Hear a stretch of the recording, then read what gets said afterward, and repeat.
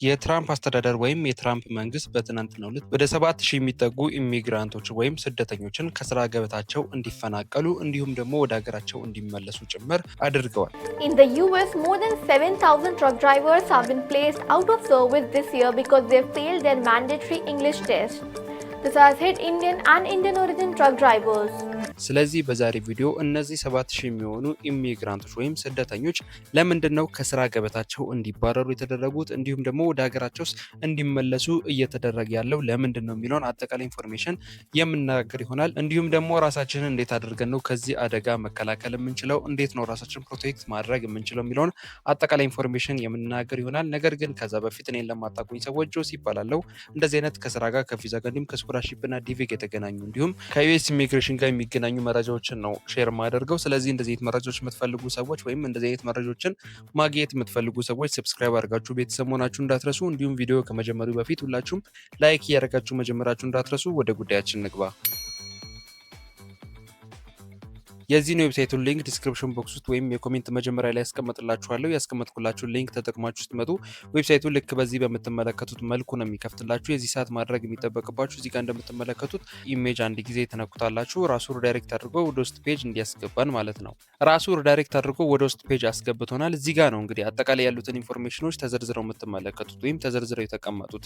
መግቢያው ላይም እንደነገርኳችሁ በትናንትናው ዕለት ከ7000 በላይ የሚጠጉ ኢሚግራንቶች ወይም ስደተኞች ከስራ ገበታቸው እንዲባረሩ ተደርገዋል። እንዲባረሩ የተደረገበትም ምክንያት እንግሊዘኛ ቋንቋ ባለመቻላቸው ምክንያት። እንግሊዘኛ ቋንቋ ሲባል ፐርፌክትሊ ማለትም ማንበብ መጻፍና መናገር የሚባለውን የእንግሊዘኛ እውቀት መድረስ ባለመቻላቸው ምክንያት ወይ ደግሞ ባለማወቃቸው ምክንያት ነው እነዚህ 7000 የሚጠጉ ኢሚግራንቶች ወይም ስደተኞች ከስራ ገበታቸው እንዲባረሩ እንዲሁም ደግሞ እንግሊዘኛ ቋንቋቸውን የማያሻሽሉ ከሆነ ማለትም እንግሊዘኛ ቋንቋቸው ላይ ፎከስ አድርገው የማይሰሩና መግባባት የማይችሉ ወይም የቋንቋ እውቀታቸውን የማያሻሽሉ ከሆነ ወደ ሀገራቸው ሊመለሱ እንደሚችሉ ያሳወቁት ማለት ነው።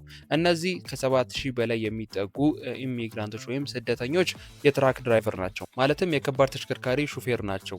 አብዛኞቹ በሚባል ደረጃ የትራክ ድራይቨር ናቸው። ስለዚህ እነዚህ የትራክ ድራይቨሮችም ቅድም እንደነገርኳችሁ ወይም መግቢያው ላይ እንደነገርኳችሁ የእንግሊዘኛ ቋንቋቸው ፐርፌክት የሚባል ወይም ደግሞ የእንግሊዘኛ እንግሊሽ ላንጉጅ ፕሮፊሸንሲያቸው ዝቅ ያለ በመሆኑ ከስራ ገበታቸው እንዲባረሩ ተደርገዋል። እንዲሁም መሻሻያ የማይታይባቸው ከሆነ ማለትም የቋንቋ እውቀታቸው የማይሻሻል አይነት ከሆነ ወደ ሀገራቸው ዲፖርት እንደሚደረግ ወይም እንደሚመለሱ አስታውቀዋል ማለት ነው። ይህም ውሳኔ በትራምፕ መንግስት ወይም በትራምፕ አስተዳደር ሊወሰን የቻለበት ምክንያት በአንድ ህንዳዊ ምክንያት ነው። ይህም ህንዳዊ ትራክ ድራይቨር ነው ወይም የከባድ ተሽከርካሪ ሹፌር ነው። እሱም ባደረሰው አደጋ ምክንያት ወይም በሱ አደጋ ምክንያት በመፈጠሩ ነው ይህ ህግ እንዲወጣ ማለትም ይህ ውሳኔ ሊወሰን የቻለው። ስለዚህ በዚህ ሙያ ላይ የምትገኙ ማለትም በዚህ ሙያ ላይ የምትገኙ ኢትዮጵያውያን እንዲሁም ኤርትራውያን ማለትም በድራይቪንግ ስራ ላይ የምትገኙ በሹፍርና ስራ ላይ የምትገኙ ሰዎች የቋንቋ እውቀታችሁን ከፍ ማድረግ ይጠበቅባቸዋል። ማለትም እንግሊሽ ፕሮፊሸንሲያችሁ ከፍ ሊል ይገባል ወይም እንግሊሽ ቴስት ፕሮፊሸንሲያችሁ ከፍ ሊል ይገባል።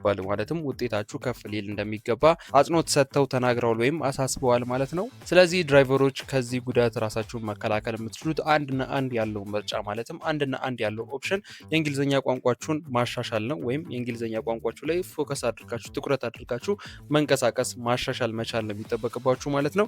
እንዲሁም የብዙዎች ስጋት የሆነው ይህ በትራክ ድራይቨር ላይ የመጣው ህግ ማለትም በሹፌሮች ላይ የወጣው ህግ በሌላ የሙያ ዘርፎች ላይስ አይደረግም ወይስ አይፈጸምም የሚለው አሳሳቢ ሁኔታ ውስጥ እየከተታቸው ወይም ብዙ ሰዎችን እያስጨነቀ ይገኛል። ለዚህም ጥያቄ ምንም የተመለሰ ምላሽ የለም። ማለትም ወደ ሌላ ፊልዶች ማለትም ከድራይቪንግ ወደ ሌላ አይነት ሙያዎች ላይም ይህ ህግ ይተገበራል ወይስ አይተገበርም የሚለውን ነገር ምንም ከትራምፕ አስተዳደር የወጣ መግለጫ የለም ወይም ደግሞ ምንም የወጣ መረጃ የለም። ነገር ግን ብዙ ሰዎች ከዚህ ጋር ተያይዞ ለድራይቨሮች ወይም ለሹፌሮች የወጣው ህግ ሌሎች የስራ ዘርፎች ላይ ወይም ፊልዶች ላይም ሊተገበር ይችላል የሚሉ ስጋቶችም እየጨመሩ ወይም ብዙ ሰዎችን እያሳሰቡ ይገኛሉ። ስለዚህ ማንኛውም ሙያ ላይ የምትገኙ ሰዎች በድራይቪንግም ሊሆን ይችላል ወይም በሌላ አይነት የስራ ዘርፍ ላይም የምትገኙ ሰዎች የእንግሊዝኛ ቋንቋ እውቀታችሁን ማለትም የእንግሊሽ ላንጉጅ ፕሮፊሸንሲያችሁን ከፍ ማድረግ ይጠበቅባችኋል ማለት ነው። ወይም እሱ ላይ ፎከስ አድርጋችሁ መስራት እንዳለባችሁ ተገልጿል ማለት ነው። እነዚህ 7000 የሚጠጉ ትራክ ድራይቨሮችስ የመጨረሻ ውሳኔያቸው ማለትም ወደ ሀገራቸው ነው የሚመለሱት ወይስ ምንድን ነው የሚደረጉት የሚለው ውሳኔ በጉጉት የተጠበቀ የሚገኝ ጉዳይ ነው። አዲስ የሚወጣ መረጃ ካለ ማለትም በእነዚህ ትራክ ድራይቨሮች ላይ አዲስ የተወሰነ ውሳኔ ካለ ወይም ደግሞ አዲስ የሚደረግ ነገር ካለ ተከታትዬ የማደርሳችሁ ይሆናል። የዛሬው መረጃ ይህን ይመስላል። አሪፍ ኢንፎርሜሽን ሼር እንዳረኳችሁ ተስፋ አድርጋለሁ። ሀሳብ አስተያየት፣ እንዲሁም ጥያቄ ካላችሁ ኮሜንት ላይ ጻፉልኝ። መግቢያው ላይ እንደነገርኳችሁ ለዚህ ቻናል አዲስ ሆናችሁ እንደዚህ አይነት መረጃዎችን ቶሎ ቶሎ እየተከታተልኩ እንዳደርሳችሁ ሁላችሁም ሰብስክራይብ ማድረጋችሁን እንዳትረሱ። እንዲሁም ቪዲዮ እንደተመቻችሁ መረጃውን እንደወደዳችሁት ሁላችሁም ላይክ እያረጋችሁ አሳውቁኝ። ምክንያቱም ቪዲዮ እንደወደዳችሁት ወይም መረጃው እንደጠቀማችሁ ማውቀው ላይክ ባረጋችሁት ቁጥር ስለሆነ ሁላችሁም ላይክ ማድረጋችሁ እንዳትረሱ። በቀጣይ በሌላ መረጃ በሌላ ቪዲዮ የምንገናኝ ይሆናል። ለሁላችሁም መልካም ጊዜ